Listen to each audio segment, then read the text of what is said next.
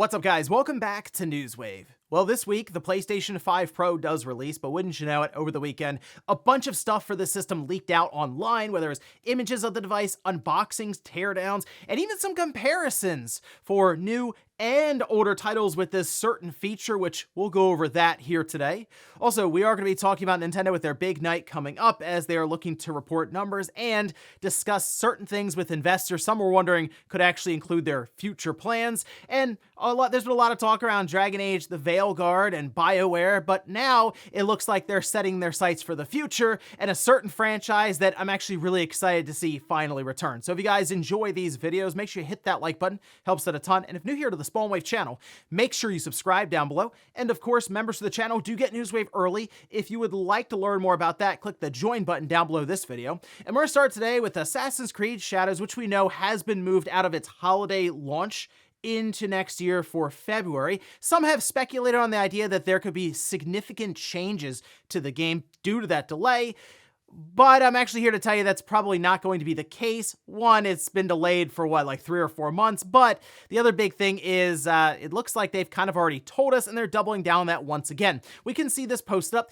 This is over on Eurogamer, and this is actually what they say Assassin's Creed boss Mark Alexis, who actually talked at BAFTA, saying, players expect more polish, more innovation, and deeper engagement from the games we release, and they're not shy about letting us know when they feel we have fallen short. This environment pushes us to do better and be better. Assassin's Creed Shadows represents our opportunity to change that narrative, not just for Assassin's Creed, but I think for Ubisoft as a whole. Essentially, this delay is mostly going to be for a polish of the game, so it shows up and it's not like a buggy, glitchy mess, which when you have open world games, it tends to have more and more opportunities to mess up for people. So I guess they're looking at it as, hey, if we release a higher quality product in general, regardless of source material disagreements, we'll say online, it won't necessarily matter as much to the mainstream consumer if the game's fun and it operates well. So that I think is the biggest part here. Not much is going to change about the game itself and the content. It's more or less going to at least be polished and hopefully show up in a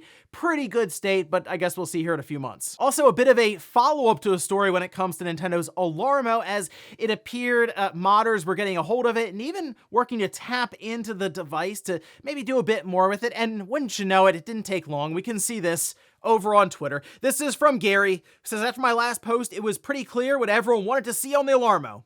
So here it is, Doom running on the Nintendo Alarmo, which, I mean, you're only going to be able to do so much with Doom on this system, since call it a system at this point, is running the game, because you have limited buttons and inputs, but they got it to run. It's like at this kind of chuggy frame rate, but for the most part, with this early development of it, I think it's pretty impressive to see that. There were issues apparently with that with audio, so that's a big one there. I don't know how far Gary's gonna push this thing. You know what would be really cool, and this was brought up by MVG, and maybe this is something that Nintendo does in the future, is have Nintendo Music support for it, and you can use any of the songs or playlists on there on your Alarmo, just in general, not even for waking up to, but hey, let me hit a few buttons here and boom, we can start playing any of these songs, these tracks on Nintendo Music here directly through the alarm clock. Or yeah, technically you can have it so you can wake up to the Wii menu music if you want, but I don't know, pretty cool to see Doom running on the Alarmo here. Oh, and we once again got more confirmation that going forward, Square Enix does plan to do more day-and-date releases on the Xbox platform. This was from Yoshi P, we can see with 4Gamer. This is over on VGC, who says, in the future, Square Enix titles will be released simultaneously on each platform more and more, but since this is close to the first release, we would like Xbox users to play it as, well, that's for Fantasia Neo Dimension, which, again, is a game that was pretty much trapped on Apple Arcade for the longest time, and I do recommend people check it out when it does release here, next month in December. But yeah, I would expect, as we go forward, more and more of these Square Enix games to show up, same release on the Xbox. But to me, the biggest question will end up being Final Fantasy 17, and if that's something that maybe Microsoft works with Square for even marketing potentially. That would be interesting just to see how that works out, because look what happened with Metaphor. Microsoft had the marketing on that with Sega and Atlas, and that's done incredibly well for them. So maybe Square realized they can get more money from Microsoft because they seem to be, I don't say more desperate to have Japanese support for games on their platform, but I'm sure they could probably have the bartering go back and forth, get a bit more there, and it technically wouldn't actually hurt Final Fantasy 17 just based on what we saw with Metaphor. But that's still years off in the future. We'll see if just some other titles do indeed hit Xbox day and date, as Yoshi P's mentioning here. And guys, with some of the quick news out of the way, let's get into the bigger stuff. Let's start right away with the PlayStation 5 Pro, which will release on Thursday, November 7th. And I'll be picking one of these up, well, waiting for one of these to be delivered, as I did get it on the PlayStation Direct store. They've already charged me for it, so now I'm pretty much just hanging out waiting to see if FedEx maybe even delivers it a day early if I get lucky, but most likely that won't happen. However, it does seem that some people right now are indeed getting the system early. Now, that could be stores just breaking street date, as that tends to happen pretty much for everything now. It could also be stores seemingly filming at times in their back room, unboxing the thing and then getting in trouble and having to take the video down. We also even have teardowns as well for this thing. But the big thing that people were curious about would be just comparison shots for videos or just image stills as to how it looks versus this PlayStation 5 in general, like the base PS5 with some of these games, ray tracing, higher resolution, etc. Well, some of those videos are currently online. I'm curious how long they stay up. So you can actually find them fairly easily right now with games like Spider-Man, for example, is a big one. But naturally, people wanted to see how it would work with PlayStation 4 titles, as that is something Sony had as kind of a footnote in their PS5 Pro initial announcement and then subsequent press release. So now we have this image here, which, by the way, the original image seemed to get taken down or was deleted or something, but I did have a screen cap that I put over on my Twitter account here. And this is the enhanced image quality for PS4 games option. Seems to just be just a single toggle, so you're not gonna be able to go through and I guess turn on, say, any kind of AI upscaling here, or some way to increase frame rate, or maybe you want to turn on ray tracing, but nothing like that. It's basically just going to be a boost mode, specific seemingly for the PS5 Pro. It says improve the image quality of PS4 games to enjoy higher quality gameplay for some games. Turn this off if you experience unexpected behavior during gameplay. So it does kind of seem like, hey, there are a lot of PS4 games out there.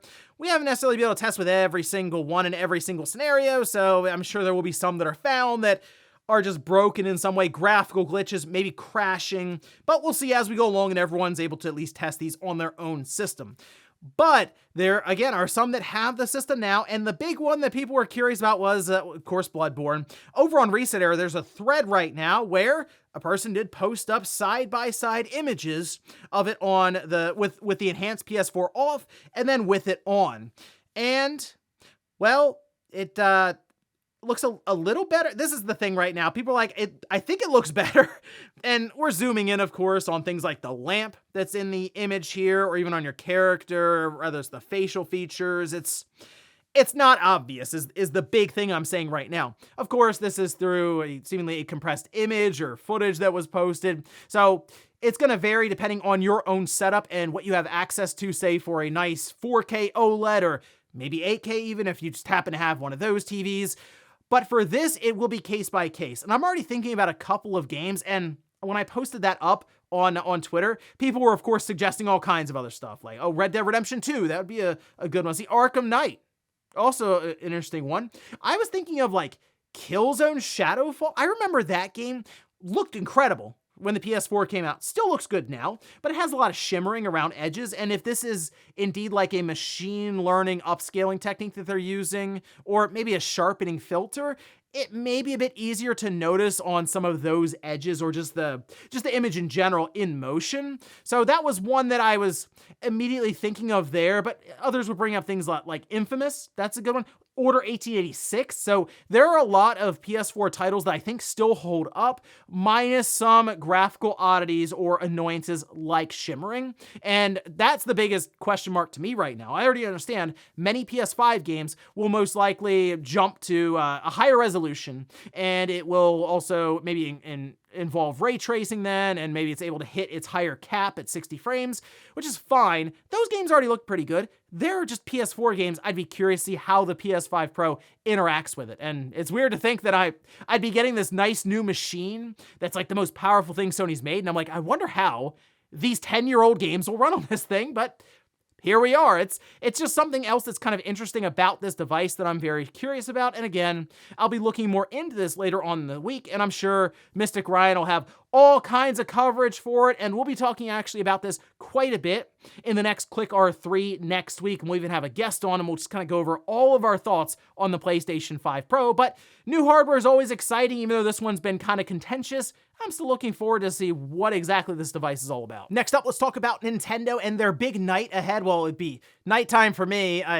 I know in Japan, technically, they release these numbers in the morning for business, and then they do all kinds of stuff, which involves even talking with investors. But for me, it hits at like 2 a.m. or something, so generally I'll check in on it the next morning, which means the following news wave will check all this out. Maybe I'll do a video during the day to go over any obvious big announcements or anything there that's in the investors briefing. But just a quick summary here. We can see this is over on their IR, their investor relations page, with the Switch currently at 143.42 million units sold. Remember, they are shooting for like 13.5 million systems. They still have a ways to go. So, I mean, they would need to have a decent quarter, the last few months, going back to, well, since this would have been April, May, June, it'd be July, August, and September. And then going to the holidays, so they would need to set themselves up pretty well here, or they will most likely be lowering their expectations for this current fiscal year. And then, of course, their top-selling title sales units with Mario Kart Deluxe, 62.9 million pieces. I expect that to jump again quite a bit. It'll probably be 64 million some odd units or so. This game. But then on top of that, we do have updates for things like Legend of Zelda Echoes of Wisdom. We should get some sort of number for that, which would be interesting just to see how the kind of that smaller quote-unquote Zelda game compared to obviously something like Breath of the Wild or Tears of the Kingdom is able to perform here. Nintendo World Championships being another one. And then Emio the Smiling Man. We'll see. I could even give numbers for Mario Party Jamboree, as that is a more recent title, but sometimes they'll show up to the investors meeting with good news for something like that. Hey, it came out a couple weeks ago and it's done incredibly well. So many million copies or something. And then obviously the big thing to keep an eye out for is just the question and answers with investors, and most likely Nintendo being pressed about their plans for the future. Sure, it could be next generation stuff. It could be plans for their theme parks or more of a focus even outside of just gaming, as we see Nintendo continue to do that. Nintendo Music is a big one right now, and that I'm sure will come up with investors. Hey, what's the plan here going forward to do more things like Nintendo Music? They may even ask about Animal Crossing Pocket Camp and what spurred them on to keep that around and sell it just as an a la carte game on phone. So I don't think it's going to be completely, hey guys, when's the Switch 2 coming out? Is the Switch 2 coming out soon? What's the plan for the announcement? I think they're also going to talk about a lot of other stuff around that, but I'd be shocked if we went through this investor report, the investor Q&A, and Nintendo is able to skate by and never has to address the elephant in the room, which is their next generation plan. So keep an eye out for it, but also understand they'll probably be asked about a whole wide range of stuff, and maybe that even includes the Zelda movie or other plans for really things outside of gaming, like more movies, TV shows, etc. So should be an interesting 24 hours or so coming up here for Nintendo. Next up, let's talk about Dragon Age the Veilguard and now BioWare's plans for the future. So with Dragon Age out, people have wondered if BioWare is going to kind of hover around it now and make DLC and put off plans for the next Mass Effect for a while. Well, seems like that's not going to happen, actually. We can see this is posted up. This is by IGN, citing Rolling Stone, saying they report that BioWare's full attention has shifted entirely to the next Mass Effect, now that Dragon Age is officially out in the wild. IGN understands that the studio plans to support the Veilguard with quality of life improvements and a handful of smaller content updates, but otherwise, they're full speed ahead now for Mass Effect. Now, it was also discussed that the Mass Effect team was actually moved over to help get Dragon Age the Veilguard to the finish line. And with the game itself, so Dragon Age the Veilguard, again, very contentious online right now. I am just about 10 hours into the game, and for me, it's the definition of just fine. that's kind of it. It's an action RPG that I'm playing through that I don't say I feel indifferent about, but there's no like super low lows or super high highs for this game. It feels average to slightly above average, I guess, for a game that's trying to just be a pretty standard action adventure RPG with kind of that BioWare conversation wheel mixed in as you go through and talk to different characters with some very cheesy dialogue and writing. That's kind of it. Also, though, I'm not the biggest Dragon Age fan, so maybe it hits different for people who have been following the franchise for a long time now, but I am much more interested in Mass Effect over Dragon Age, so when I hear this news, I get pretty excited for it because I want to see what they can do with the next Mass Effect game after Veilguard. Now, again, I know Veilguard, contentious, people aren't really sure at times what to even think about this game, but I will say some of the highlights from it I would say is the way that EA approached this with the release. There was no DRM for it. It came out on Steam immediately, and it was actually optimized pretty well. So now looking at that going to Mass Effect, which we've already seen the directors say, hey, we're not going to go with that kind of art style. Mass Effect is a more realistic, dark, more mature style game. So it already kind of sounds like they understand, okay, the Veilguard thing, the Dragon Age look, not necessarily working for everyone. So we're going to go full speed for Mass Effect. Awesome. So I hope that EA sticks with the plans that they had in place for verification for the next Steam Deck, maybe at that point would be out, and of course DRM free and everything. So here's hoping Mass Effect is able to make it out in the next couple of years and it comes out as what Mass Effect fans would like to see after having to suffer through Andromeda. And in our last bit of news, let's talk about Nintendo Music, as many people were curious as to why Nintendo released Nintendo Music. Well, we have a bit of an answer here from a Nintendo spokesperson. This we can see posted up. This is over on My Nintendo News, and the interview comes from Nippon Television News and is roughly translated here, where they said, "We believe that game music is an important and valuable piece of content in order to expand the number of people who have access to Nintendo's IPs, and Nintendo Music is a service that allows us to deliver this game music in a way that is unique to Nintendo. You can enjoy the unique features of Nintendo Music, such as being able to enjoy music along with screenshots and being provided with playlists based not only on game titles, but also on various game-related themes and perspectives, such as characters and music during battle. We believe that if Nintendo Music reminds you of your favorite gaming experiences, it will also inspire you to want to play the games again." And this seems pretty obvious. I mean, recently they just released the soundtrack for Super Mario Bros. Wonder. Apparently, the next update's coming this week, I believe. So I don't know if this is a weekly thing. It absolutely could be, because there's plenty of music they can pull from, plenty of different games that they have, obviously, the rights for the music to. So if it's a weekly thing, I think that'd be kind of cool, actually, to have. But the obvious thing here is, hey, it's just another way to reach more people, by a larger audience. Yes, you do need Nintendo Switch Online to use this app on your phone. And I don't know if people out there are going to go, well, okay, $20 a year is absolutely worth this Nintendo Music app. Maybe in the future, like let's say 3 years from now, there's like hundreds of games that are just available with the music. Some people may legitimately say, okay, it's worth $1.88 a month to have all of that right there. No commercials, which I know people say, oh, it's on YouTube. They might not have YouTube Premium and there's commercials. You can't play it with the screen off, and there would be more convenience there than if you're just interested in the video game music Nintendo has. But the idea is, we might be able to reach people who have fallen out of gaming, maybe just playing them, and the music could spur them on to check out the latest Mario or Zelda or Animal Crossing, and in turn, then buy our system, which right now is the Switch, and who knows, Switch 2, 3 years or so from now when that NSO Nintendo Music app is incredibly populated with music. So yeah, makes a lot of sense there. Try to cast that wide net and just bring in more customers. And before we go to the comment of the day, we'll take a look at the poll that I posted up yesterday, where I ask, do you listen to video game music outside of the games themselves? 75% of people say yes, 25% say no. I put this poll up because I don't know if Sean was messing with me. He said that no one who listens to game music outside of video games. Like, well, I do. And it seemed like I was the weird one for some reason. I know, I feel like a lot of people who play video games also will tend to listen to music that they like in those games when they're away from those games, or just music they remember from like years and years ago in one of their favorite titles or something. It seemed pretty obvious to me that would be a common thing, but he seemed shocked that I was like, oh, Nintendo Music, that's kind of a cool idea to listen to music outside of games. He's like, who wants to do that? Apparently 75% of the 20,000 votes here do. And we'll finish up with the comment of the day, as you're seeing here. This is from Nicholas Patterson, who says, total left field question. What happened to that Wonder Woman game they announced all those years ago? Well, this was like 3 years ago now, I think, at the Game Awards. It's been a while, but it was announced by Monolith and WB. And we had another update 2 years later in 2023, so last year.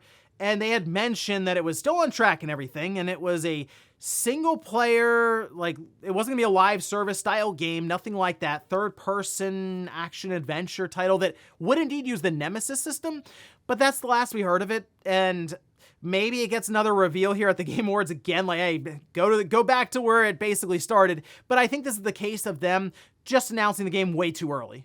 That's it. I mean, really, the initial trailer didn't show us much anyway, so I think people were expecting it to still be a ways off, but I mean, we're now 3 years removed from that initial release, heading into 2025, so yeah, that might have been way too early then, but here's hoping maybe we see it at the Game Awards or sometime in 2025, and we could see that Nemesis system back in action after WB decided to lock the patent down on that, meaning no one else can really use it. And ladies and gentlemen, that's going to do it here for Newswave. If you enjoyed this video, guys, hit that like button. If not, hit the dislike. Leave comments down below about everything we talked about here today. If you missed Friday's Newswave, I'll leave it up here in a card. Or maybe you did want to see a bit more about the PS5 Pro, specifically the insides, in a recent teardown. I actually went over some of the highlights from that. I'll leave it in a card right below it. Thanks, guys, for watching, and I'll see you next time.